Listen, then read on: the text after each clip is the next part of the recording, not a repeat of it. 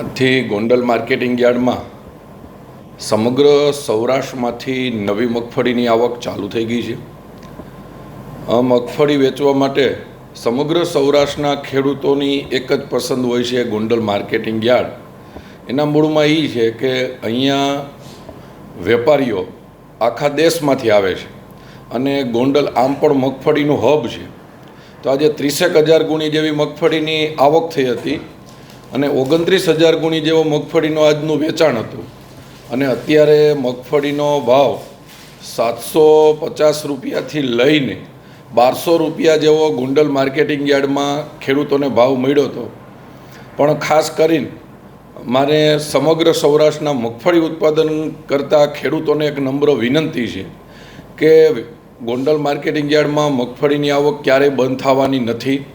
આ વખતે આમ પણ આપણે 40 વીઘા બીજી જમીન પાકી થઈ ગઈ છે, તો મગફળીની 24 કલાક આવક ચાલુ જ રાખવાના છે. તો પોતાનો માલ સુકાવીને આવે.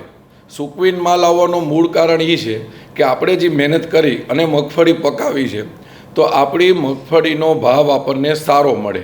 થોડી 2 જ દિવસની ઉતાવળમાં 200 રૂપિયા 300 રૂપિયા જેવો ભાવ આપણને નુકસાની મળતી હોય તો મારી સમગ્ર સૌરાષ્ટ્રના ખેડૂતોને નમ્ર વિનંતી છે કે માલ ઉતાવળે વેચવામાં લીલો માલ લઈને ન આવે, જેથી કરીને તમને જે મહેનત કરી છે આખું વર્ષ એનું તમને ઉત્પાદનના ભાવ તમને સારા મળે.